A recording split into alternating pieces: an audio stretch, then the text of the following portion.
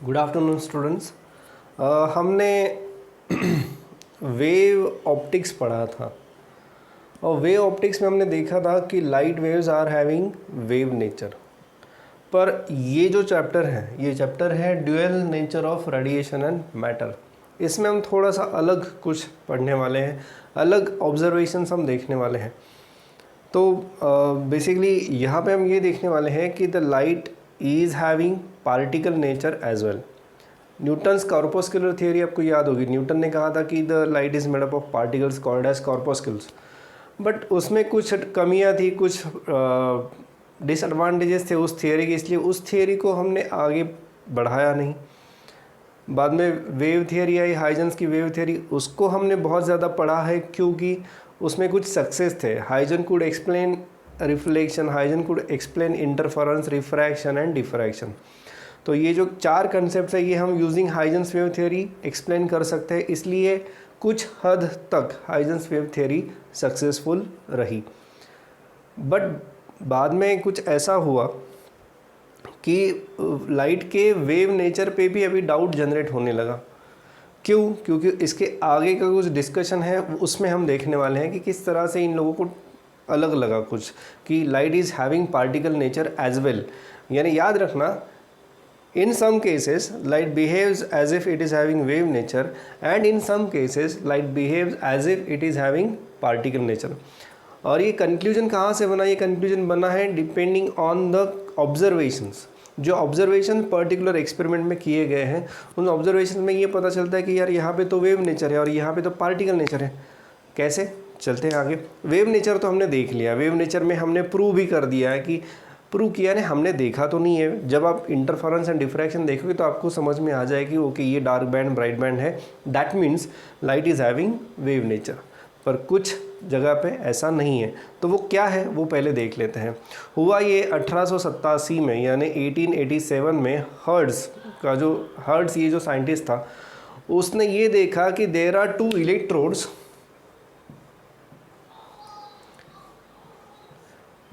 वो यहाँ पे इन इलेक्ट्रोड्स पे इलेक्ट्रोमैग्नेटिक वेव्स का स्टडी कर रहा था। बट ये हुआ कि जब there is a incidence of light, यहाँ पे जो लाइट उन्होंने यूज़ की है दैट इज़ अल्ट्रावायलेट लाइट।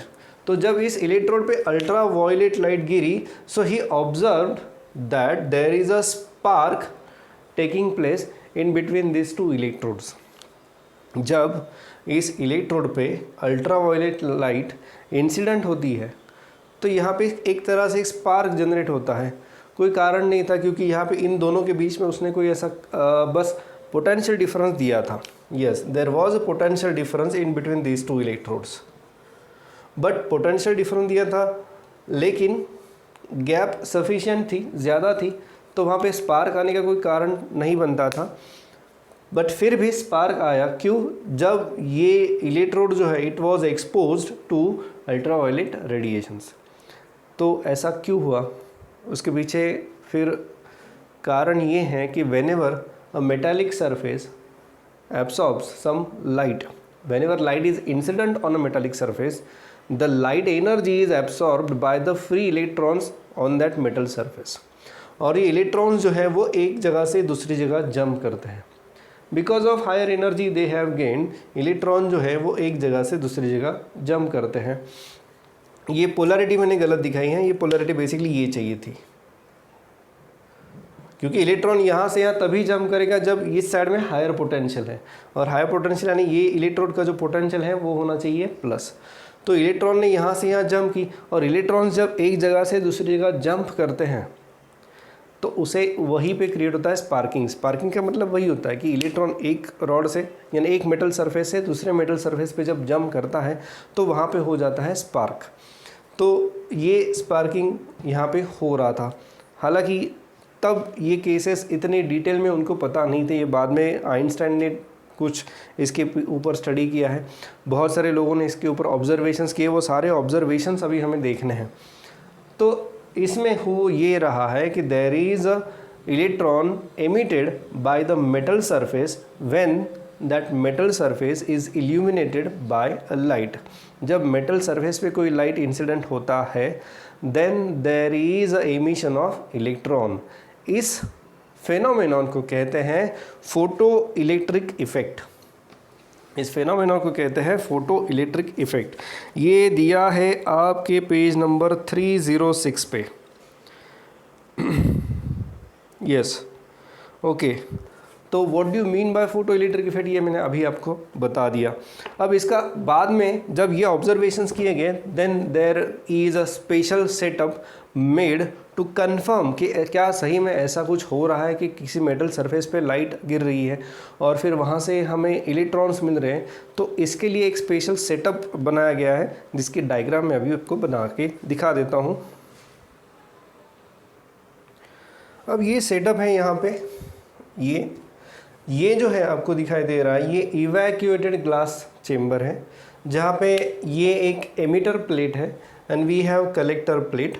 ये जो बॉक्स है यहाँ पे, it is called as commutator circuit. Commutator circuit का यूज़ ये होता है, एक तरह से एक स्विच रहता है इसमें, जिसमें आप ये जो पोलैरिटी है दोनों की वो चेंज कर सकते हो। यहाँ पे प्लस है, यहाँ पे माइनस है, तो थोड़ी देर इसकी सेटिंग चेंज करो, नॉब घुमा दो तो ये प्लस और ये माइनस हो जाएगा। फ़िलहाल के लिए ये प्लस है और ये माइनस है, ठीक है।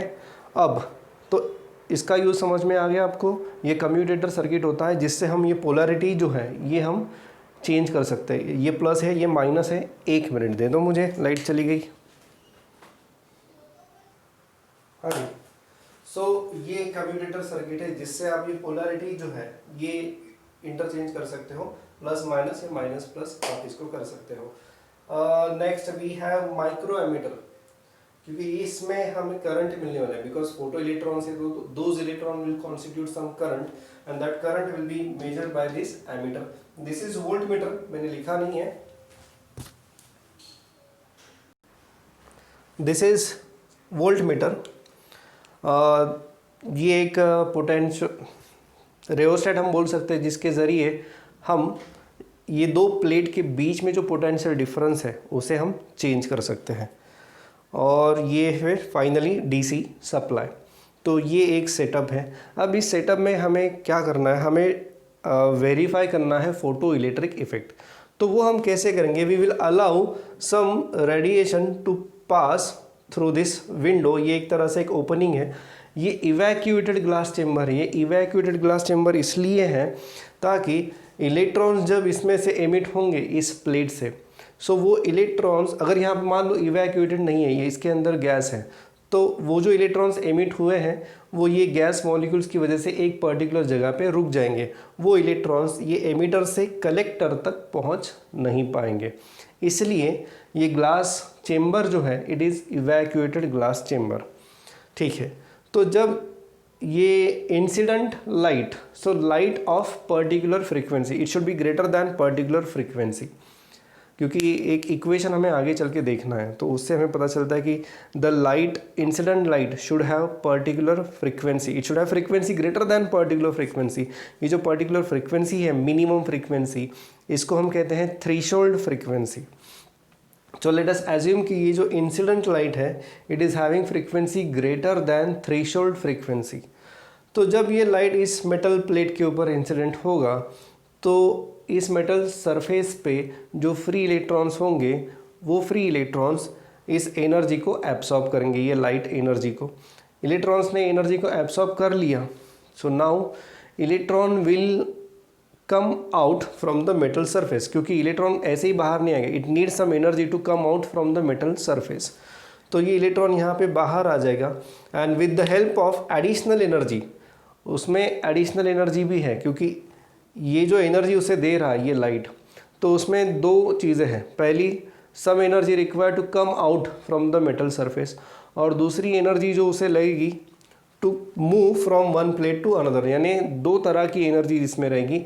एक रहेगी energy to come out from the metal surface और दूसरी एनर्जी रहेगी काइनेटिक एनर्जी। सो यहाँ से जो आने वाली एनर्जी है it is divided into two parts, one energy to come out from the metal surface and another part of energy किस लिए यूज़ होगा, for the kinetic energy of the electron. So ये इलेक्ट्रॉन यहाँ से यहाँ तक पहुँच जाएगा। ये मेटल प्लेट जो कि पॉजिटिव है, it will absorb that electron, और ये इलेक्ट्रॉन अपना एक करंट फिर यहाँ पे कॉन्स्टिट्यूट करेगा। So there will be flow of current. इस तरह से सर्किट यहाँ पे कंप्लीट हो रहा है। अगर ये लाइट नहीं है तो यहाँ पे किसी भी प्रकार का कोई करंट नहीं रहेगा, क्योंकि लाइट की वजह से करंट फ्लो हो रहा है, यानी इलेक्ट्रॉन्स फ्लो हो रहे हैं, सर्किट पूरा हो रहा है। अगर यहाँ पे लाइट ही नहीं है, so there will not be any electron and hence there will not be any current. So this current is measured with the help of microammeter. So this current indicates the whether the light is falling on that plate or not. I hope ये setup आपको समझ में आ गया होगा, ये experiment आपको समझ में आ गया होगा, और यही एक्सपेरिमेंट आपके इस टेक्स्ट बुक में दिया गया है। तो थ्रेशोल्ड फ्रीक्वेंसी वाला जो पार्ट है वो बहुत ज़रूरी है, हमें कुछ न्यूमेरिकल्स करने हैं। इस चैप्टर में बहुत ही कम फार्मूले हैं, हार्डली 2 या 3 बेसिक फार्मूले हैं जिसके ऊपर न्यूमेरिकल्स हमें सॉल्व करने हैं। बहुत ज़्यादा फार्मूले इसमें है नहीं, बहुत कॉम्प्लिकेटेड कंसेप्ट इसमें है नहीं, तो बस वो फार्मूला मैं अभी नहीं बताऊँगा क्योंकि उन्होंने यहाँ पर दिया नहीं है आपके टेक्स्ट बुक में। सो 2 चीज़ें हमने यहाँ पे, 2 टर्म्स यहाँ पे हमने इम्पोर्टेंट पढ़ी है, और वो टर्म्स है, पहली है थ्रेशोल्ड फ्रीक्वेंसी,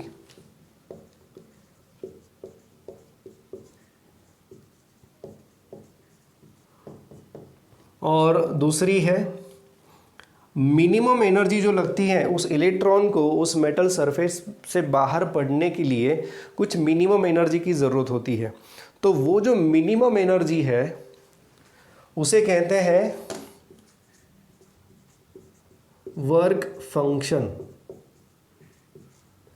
थ्रेशोल्ड फ्रीक्वेंसी का यहाँ पे सिंबल है न्यू नॉट, वर्क फंक्शन का यहाँ पे सिंबल है फाई। ठीक है, सो यहाँ पे ये 2 टर्म्स हमने देखी।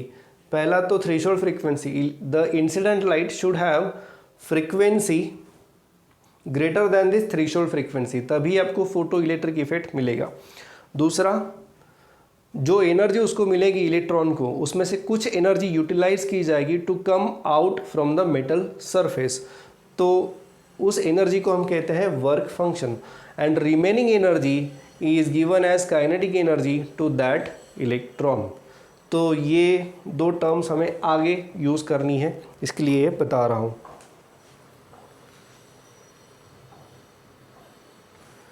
ठीक है, नेक्स्ट अब ऑब्जर्वेशंस पे चलते हैं। यहाँ पे उन्होंने कुछ ऑब्जर्वेशंस दिए हैं। पहला है, पहला ऑब्जर्वेशन वही है थ्रेशोल्ड फ्रीक्वेंसी वाला, कि उनको फोटो इलेक्ट्रिक इफेक्ट मिला। कब मिला?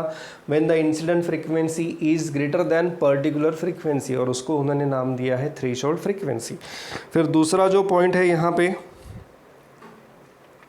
और एक बात उन्होंने पहले पॉइंट में डिस्कस की है कि ये जो करंट उनको मिला वो even minimum intensity of light को भी मिला, यानी आप लाइट की इंटेंसिटी कम कर दो तो भी वहाँ पे उनको करंट मिल रहा था। इसका आगे एक कंक्लूजन बनता है, वो हम बाद में देखते हैं। There was no time lag between light incident and current, यानी as soon as the metal surface was illuminated by the light we are getting the current in this circuit. जैसे ही लाइट इस पे गिरा इमीडिएटली हमें current मिला। ऐसा नहीं है कि पहले लाइट हमने थोड़ी देर के लिए गिरने दिया इस मेटल सरफेस के ऊपर और उसके बाद करंट मिला, ऐसा नहीं है। ये जो है ये इफेक्ट इंस्टेंटेनियस इफेक्ट है। As soon as you illuminate this plate with the light you will get photo electric current. इस करंट को कहते हैं photo electric current. So this phenomena is instantaneous. हाँ, ये बात याद रखना, ये जो सेकंड पॉइंट है ना, this phenomena is instantaneous, there is no time lag in between incidence of light and getting current. So यही सबसे इंपॉर्टेंट पॉइंट है और यही डिफरेंशिएट करता है wave nature of light and particle nature of light. हम बाद में डिस्कस करने वाले हैं। ठीक है, तीसरा ऑब्जर्वेशन है keeping the frequency of the incident light radiation and acceleration potential, accelerating potential यानी ये जो पोटेंशियल डिफरेंस हमने यहाँ पे दिया है इसको हमने कांस्टेंट रखा है। ये इंसिडेंट फ्रीक्वेंसी है new which should be greater than new not. मैंने पहले ही कहा कि ये जो इंसिडेंट फ्रीक्वेंसी है that should be greater than threshold frequency, और ये फ्रीक्वेंसी को और ये पोटेंशियल डिफरेंस को हमने कांस्टेंट रखा। अब इसको कांस्टेंट रखने के बाद हमने क्या किया, लाइट की इंटेंसिटी को बढ़ाया, हम बोल सकते हैं कि ब्राइटनेस को बढ़ाया। तो लाइट की इंटेंसिटी को बढ़ाया तो उन्हें एक ग्राफ मिला, जो ग्राफ उन्होंने दिया है, और वो ग्राफ कुछ इस प्रकार से है।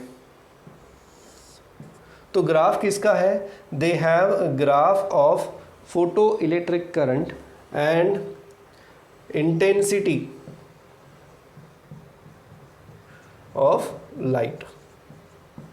तो ये ग्राफ में ऐसा पता चला कि the photo electric current is linearly proportional to intensity of light. जैसे जैसे आप इंटेंसिटी ऑफ लाइट बढ़ाओगे वैसे वैसे आपको करंट भी बढ़ते हुए दिखाई देगा। There is a linear relationship in between. Page number 308 पे figure 14.3 photo electric current and intensity of incident light ये दिया है, ठीक है। द फोर्थ पॉइंट जो है उसका ग्राफ आप देख लो। फोर्थ जो पॉइंट है that is graph between variation of photo electric current with respect to voltage, applied voltage जो है ये वाला, ये है। ये ग्राफ किस तरह से है ये पहले देख लेते हैं। मैं पहले ग्राफ ड्रॉ कर लेता हूँ। हाँ, तो ये इस तरह का एक ग्राफ है। ये फिगर जो है that is 14.4 figure, variation of photo electric current with respect to applied potential difference. Potential difference को हम यूजिंग दिस रेओस्टेट चेंज कर सकते हैं। और एट द सेम टाइम ये देखो यहाँ पे मैंने लिखा है ये पॉजिटिव पोटेंशियल डिफरेंस है और ये निगेटिव। पॉजिटिव से निगेटिव कैसे कर सकते हैं मैंने अभी बताया। There is a commutator circuit using which you can change the polarity of potential difference. तो यहाँ पे ऐसा पता चलता है कि यार जब पोटेंशियल डिफरेंस ज़ीरो है तब भी हमें कुछ करंट मिल रहा है। पहले इसके बारे में बात कर लेते हैं, ये ज़ीरो होने के बाद करंट क्यों मिल रहा है। कारण इसका ऐसा है कि जब ये एनर्जी इसके ऊपर आ रही है, तो जब ये एनर्जी इस प्लेट के ऊपर आ रही है तो उसमें से कुछ एनर्जी यूज़ की जाती है to come out from the metal surface, और कुछ एनर्जी जो यूज़ होती है that is given as kinetic energy to that particular electron. यानी इलेक्ट्रॉन जो है वो यहाँ से यहाँ मूव कर रहा है, it is not because of potential difference, it is moving because of kinetic energy. और इस तरह से इलेक्ट्रॉन्स को एक तरह से एक फ्लो यहाँ पे जनरेट हो जाता है। इसी के कारण हमें करंट मिलता है। यानी मान लो कि मैंने पोटेंशियल डिफरेंस भले ही ज़ीरो रखा है, पोटेंशियल डिफरेंस मैंने ज़ीरो रखा है, पर ये जो लाइट एनर्जी है उस पर तो हमारा कुछ खास ऐसा कंट्रोल नहीं है। यानी मैंने फ्रीक्वेंसी कांस्टेंट रखी है। अगर मैंने फ्रीक्वेंसी कांस्टेंट रखी है तो लाइट एनर्जी पे हमारा कोई ऐसा कंट्रोल नहीं है अभी। सो जितनी एनर्जी आ रही है उसके पास, उसमें से कुछ एनर्जी दो पार्ट्स में डिवाइड होगी। एक energy work function to come out from the metal surface, और दूसरी energy is given as kinetic energy of that electron. तो क्या होता है, वो इलेक्ट्रॉन्स के पास काइनेटिक एनर्जी है, और उस काइनेटिक एनर्जी की वजह से इलेक्ट्रॉन जो है ये एमिटर से कलेक्टर तक पहुंच जाता है। और एक बार ये फ्लो शुरू हो गया because of this intensity of light, तो इलेक्ट्रॉन्स फ्लो हो रहे, इलेक्ट्रॉन्स फ्लो हो रहे, इसका मतलब क्या है कि हमें करंट मिल रहा है। That means even at zero potential difference we are getting current. तो चलिए अभी क्या हो रहा है यहाँ पे, हम इसको ऐसा देखते हैं कि इनिशियली हमने पोटेंशियल डिफरेंस बढ़ाया। पहले देखो ये निगेटिव था, ठीक है। निगेटिव पे करंट ज़ीरो क्यों है इसका भी डिस्कशन मुझे करना है, तो वो मैं अभी कर लूँ क्योंकि आपकी बुक में सीक्वेंस थोड़ा सा बिगाड़ दिया है। बट एनीवे छोड़ दो, मैं अभी इसका डिस्कशन कर लूँगा, थोड़ा मुझे टाइम दो। पहले यहाँ से इस पॉइंट से हमने देख रहे हैं कि यहाँ से करंट शुरू हो गया है, फोटो इलेक्ट्रिक करंट, और मैंने पोटेंशियल अभी बढ़ाना शुरू कर दिया, यानी निगेटिव टू पॉजिटिव जा रहा हूँ। धीरे धीरे करंट भी बढ़ रहा, और एक पर्टिकुलर वैल्यू के बाद करंट जो है वो कांस्टेंट हो रहा है। एक पर्टिकुलर वैल्यू के बाद करंट जो है वो कांस्टेंट हो रहा है। ध्यान देना, ये जो कांस्टेंट करंट है उसे कहते हैं सैचुरेशन करंट, ठीक है। यानी अब ये तीन ग्राफ क्यों है, ये तीन ग्राफ है तीन अलग अलग इंटेंसिटीज़ के लिए, I1, I2 एंड I3। जितनी ज़्यादा लाइट की इंटेंसिटी रहेगी उतना ज़्यादा सैचुरेशन करंट या फिर उतना ज़्यादा फोटो इलेक्ट्रिक करंट आपको मिलेगा। तो यहाँ पे मैक्सिमम इंटेंसिटी किसकी है, I3। So I3 is greater than I2, I2 is greater than I1।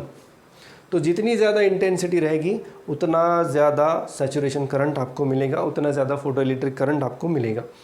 तो ये जो ग्राफ प्लॉट किया, तो पहले इंटेंसिटी मैंने रखी I1, इंटेंसिटी I1 को मैंने कांस्टेंट रखा, फिर मैंने फ्रीक्वेंसी को भी कांस्टेंट रखा। मैंने इस पूरे सेटअप में फ्रीक्वेंसी को बिल्कुल चेंज नहीं किया है।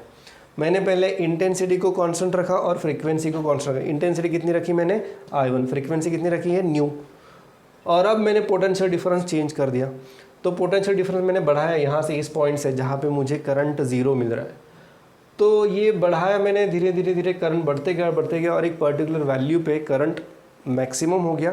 उसके ऊपर भले ही मैं पोटेंशियल डिफरेंस को बढ़ा रहा हूँ पर करंट नहीं बढ़ रहा है, तो वो जो मैक्सिमम करंट है उसे हम कहते हैं सैचुरेशन करंट। ठीक है, तो ये इंटेंसिटी I1 थी। अब मैंने क्या किया, इंटेंसिटी को थोड़ा सा बढ़ा दिया, इंटेंसिटी रखी मैंने I2। अब फिर से मैंने इसी पॉइंट से शुरुआत की जहाँ पे मेरा फोटो इलेक्ट्रिक करंट 0 है, तो यहाँ से शुरुआत की, फिर मेरा करंट बढ़ा बढ़ा बढ़ा, और जैसे जैसे मैं पोटेंशियल डिफरेंस बढ़ा रहा हूँ वैसे वैसे करंट भी बढ़ रहा है, पर एक पर्टिकुलर वैल्यू के बाद, एक particular value of photo electric current बढ़ नहीं रहा है, करंट यहाँ तक ही बढ़ रहा है। भले ही मैं पोटेंशियल डिफरेंस को बढ़ा रहा हूँ बट करंट नहीं बढ़ रहा है। तो again I am getting a saturation current for higher intensity. Higher intensity है तो सैचुरेशन करंट भी हायर रहेगा। ये इंटेंसिटी का करंट की वैल्यू पे क्या रिलेशन है ये भी हम थोड़ी देर बाद देखने वाले हैं। नेक्स्ट फिर से वही रिपीट किया, बस मैंने इंटेंसिटी को बढ़ा दी तो मुझे सैचुरेशन करंट भी हायर मिल गया।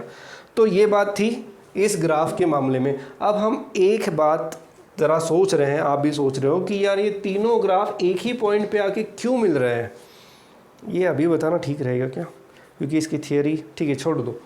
क्या होता है, हर एक मेटल का वर्क फंक्शन कांस्टेंट रहता है। कॉपर का वर्क फंक्शन इतना रहेगा, जिंक का वर्क फंक्शन इतना रहेगा, और ये जो वर्क फंक्शन यानी ये जो एनर्जी है, minimum energy required to come out from the metal surface, ये जो एनर्जी है ये कांस्टेंट रहती है उस पर्टिकुलर मेटल के लिए। तो and it is measured in terms of electron volt. तो मान लो 2 इलेक्ट्रॉन वोल्ट है, 2 इलेक्ट्रॉन वोल्ट उस पर्टिकुलर मेटल की एनर्जी है। तो अब ज़रा ध्यान दो, यहाँ पे क्या होता है, ये energy of incident radiation, energy of incident radiation depends on frequency, वो इंटेंसिटी पे डिपेंड नहीं करती, याद रखना। Energy of incident radiation depends on frequency not on intensity. पर हम कब की बात कर रहे हैं, when light acts as if it is having particle nature. जब पार्टिकल नेचर में लाइट होता है तो उसकी जो एनर्जी है वो डिपेंड करती है फ्रीक्वेंसी ना के इंटेंसिटी पे। जब हम वेव थियरी की बात करते हैं तो वेव थियरी में एनर्जी डिपेंड्स ऑन इंटेंसिटी, और यहाँ पे एनर्जी डिपेंड्स ऑन फ्रीक्वेंसी, यहाँ पे यानी कहाँ पे, पार्टिकल नेचर में। ठीक है, तो अब हो क्या रहा है कि ये मेटल तो मैंने वही रखा है, मेटल तो मैंने चेंज नहीं किया, तो मिनिमम जो एनर्जी मुझे चाहिए इलेक्ट्रॉन को बाहर रखने के लिए वो तो सेम ही रहेगी। ठीक है, तो इसीलिए ये तीनों ग्राफ जो है वो एक पर्टिकुलर पोटेंशियल से ही शुरू कर रहे हैं। तीनों का जो पोटेंशियल है वो सेम रहेगा क्योंकि मेटल प्लेट मेरी कांस्टेंट है, एज वेल एज फ्रीक्वेंसी भी मेरी कांस्टेंट है। अगर मैं फ्रीक्वेंसी को चेंज करता हूँ तो ये पॉइंट मेरा जो है ये वाला ये चेंज हो जाएगा। ये आपको दिखाई दे रहा होगा फिगर 14.5 में, जहाँ पे आपको अलग अलग फ्रीक्वेंसी के लिए अलग अलग ये मिल रहा है, क्या मिल रहा है, पॉइंट मिल रहा है, ये 0 करंट पॉइंट मिल रहा है। इसको मैं और ज़्यादा डिस्कस कर देता हूँ। क्या हो रहा है यहाँ पे, ध्यान दे दो अभी कि ये निगेटिव क्यों है, ये निगेटिव से क्यों शुरू हो रहा है, इसका भी कारण है, बहुत सिंपल है, ध्यान से सुनो। क्या हो रहा है, अब मान लो कि मैं ये पोटेंशियल यहाँ पे है, इसको मैं रिड्यूस करते करते करते करते आ रहा हूँ, पर मैंने 0 कर दिया, पोटेंशियल 0 कर दिया, बट मेरा करंट जो है वो 0 नहीं हो रहा है, करंट मेरा 0 नहीं हो रहा है। तो 0 करंट करने के लिए मुझे क्या करना पड़ेगा, इसके लिए मैंने अभी क्या किया, ये कम्यूटेटर है ना, इसका स्विच घुमा दिया। कम्यूटेटर का स्विच घुमाने से क्या हो जाएगा, पोलैरिटी रिवर्स हो जाएगी। अब ये हो जाएगा निगेटिव और ये हो जाएगा पॉजिटिव, निगेटिव और ये हो जाएगा पॉजिटिव। ठीक है, अब मैंने रिवर्स कर दी पोलैरिटी, लेकिन फिर भी मैं यहाँ पे देख रहा हूँ कि I am getting some current even if the potential difference is negative. इसका कारण क्या है? इसका कारण ये है कि इलेक्ट्रॉन्स के पास है ना काइनेटिक एनर्जी, और उस काइनेटिक एनर्जी की वजह से इलेक्ट्रॉन इस पॉइंट से यहाँ तक आ सकते हैं, भले ही आपका पोटेंशियल डिफरेंस निगेटिव है, because that kinetic energy can overcome the force of repulsion by this negative plate. ठीक है, तो मैंने इसको और ज़्यादा निगेटिव कर दिया, और ज़्यादा निगेटिव कर दिया। अब मैं यहाँ पे हूँ, करंट कम हो जाएगा क्योंकि अभी कुछ इलेक्ट्रॉन्स को वो रोक रहा है because of its negative force of repulsion, तो कुछ इलेक्ट्रॉन्स को रोक रहा है। फिर मैंने क्या किया, पोटेंशियल और ज़्यादा निगेटिव कर दिया यूजिंग दिस रियोस्टेट, और जब एक वोल्टेज मुझे मिला कि जहाँ पे मुझे करंट जो है वो ज़ीरो मिल रहा है, एक वोल्टेज मुझे मिल गया जहाँ पे करंट जो है वो ज़ीरो हो रहा है, तो ये वो करस्पॉन्डिंग वोल्टेज है। इस यानी मैंने निगेटिव वोल्टेज बहुत ज़्यादा बढ़ा दिया है, एक स्टेज ऐसी आई कि जहाँ पे ये सारे इलेक्ट्रॉन्स को अभी रोक रहा है। भले उन इलेक्ट्रॉन्स के पास काइनेटिक एनर्जी है, but that kinetic energy is not sufficient to overcome the force of repulsion, and ये वो पॉइंट है जहाँ पे ये सारे के सारे इलेक्ट्रॉन्स की जो एनर्जी है वो मार खा रही है, वो यहाँ तक नहीं पहुँच पा रहे। अब एनर्जी किस पे डिपेंडेंट रहती है? एनर्जी डिपेंडेंट रहती है, अगर आपका मेटल सेम है तो एनर्जी सेम है। फ्रीक्वेंसी वही रखी है हमने, फ्रीक्वेंसी को हमने बिल्कुल ही चेंज नहीं किया, हमने इंटेंसिटी को चेंज कर दिया। याद रखना, इंटेंसिटी एंड फ्रीक्वेंसी दोनों अलग है in case of particle nature of light.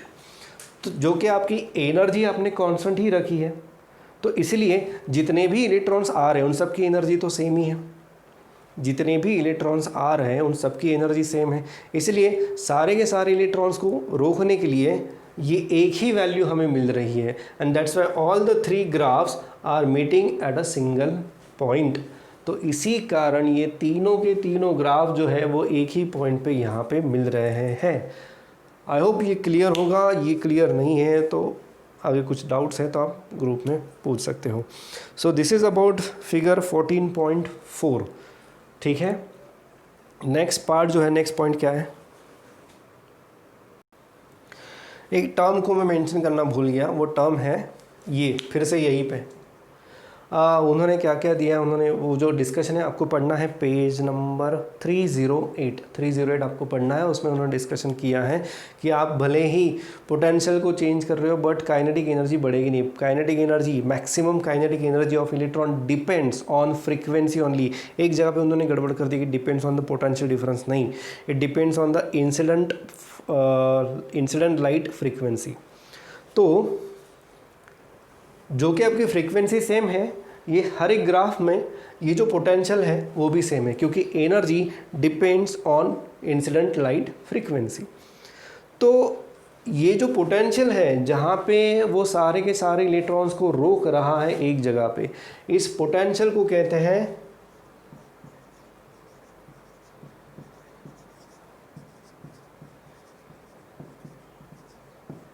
Stopping potential. इस पोटेंशियल को कहते हैं स्टॉपिंग पोटेंशियल। और आपके इलेक्ट्रॉन्स की एनर्जी जो कि इस फ्रीक्वेंसी पे डिपेंडेंट है, so they are having only one value of stopping potential. तो स्टॉपिंग पोटेंशियल एक याद रखना है, there is a relation between maximum kinetic energy of electron and stopping potential.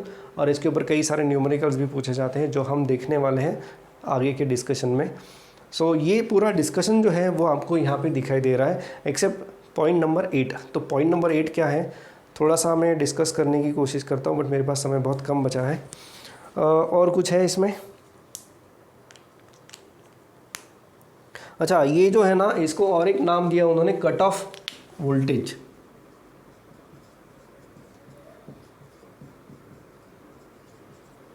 इसको जो नाम दिया उन्होंने, एक तो इसको कहते हैं स्टॉपिंग पोटेंशियल, या फिर इसका जो दूसरा नाम है वो है कट ऑफ वोल्टेज। तो आई होप ये आपको समझ में आ गया होगा। फिर से याद दिला रहा हूँ कि करंट की जो वैल्यू है that depends on intensity of light. Current की value depends on intensity of, कौन सा current? Photo electric current. And energy of the electron, जो इलेक्ट्रॉन यहाँ से यहाँ आ रहे हैं, तो energy of electron depends on incident light frequency. ये दो पॉइंट ज़रा अच्छे से याद रखना। जैसे जैसे आप इंटेंसिटी को बढ़ाओगे करंट बढ़ेगा, जैसे जैसे आप इंटेंसिटी को बढ़ाओगे करंट बढ़ेगा, जैसे जैसे आप फ्रीक्वेंसी को बढ़ाओगे energy of electron will increase. तो ये बहुत इंपॉर्टेंट पॉइंट्स थे इस पूरे डिस्कशन में। आई होप आपको फोटो इलेक्ट्रिक करंट समझ में आ रहा है धीरे धीरे। कोई डाउट है तो आप ग्रुप में पूछ सकते हो। और इसके आगे का जो डिस्कशन, इसका नेक्स्ट वाला ग्राफ जो है वो मैं अगले वीडियो में डिस्कस कर रहा हूँ, दैट इज़ पॉइंट नंबर 8, वहाँ पे मैं आ रहा हूँ। तो आप जस्ट चेक करो नेक्स्ट वीडियो में।